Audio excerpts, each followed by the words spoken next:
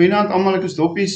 Ek is nou besig met 'n nuwe reeks vir my YouTube kanaal en dit is stories daar reg uit in Namakoland uit deur baie spesiale mense in my lewe. Speel dit graag vir jou en ek hoop jy geniet dit saam met my.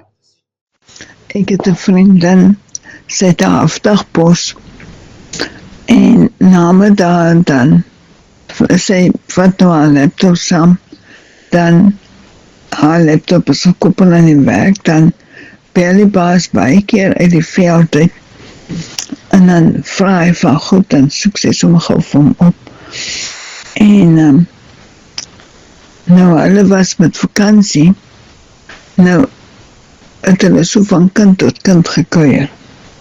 Nou kom ek daar aan, met die instap sien ek maar hier's fout met die mond, maar ek kan nie sien wat fout is nie, want die botane is daar.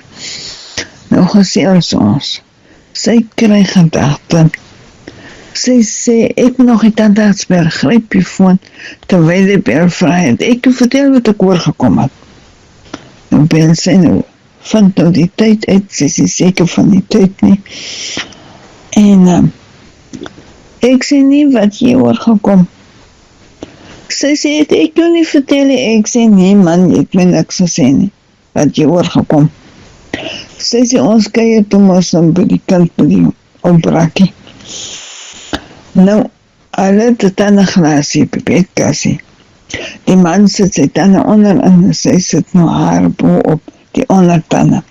Nou, die boetande sy ou sy naam om. Nou, ek weet nou nie hoekom sy so maak nie, maar in elk geval. Nou, word sy wakker die oggend, sy gaan nou badkamer toe, nou gaan sy haar tande soek, haal, want sy gaan koffie soek.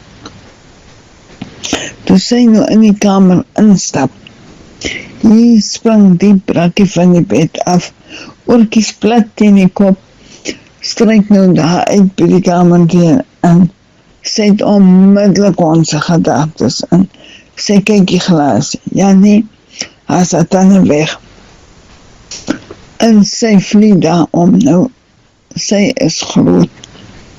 Daar is 'n ou kleertjie wat nie meer werk nie. En sy nou agter die ou hondjie aan. En hy is uit by die kombuis hier af met die trappies en sy nou agterna.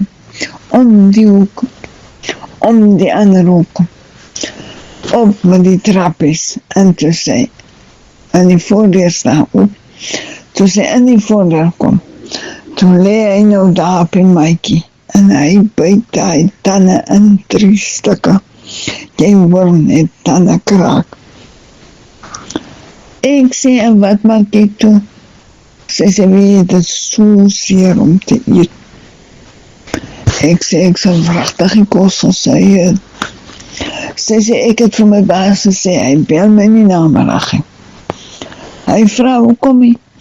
Ek sê, ek gaan bezig wees om te eet.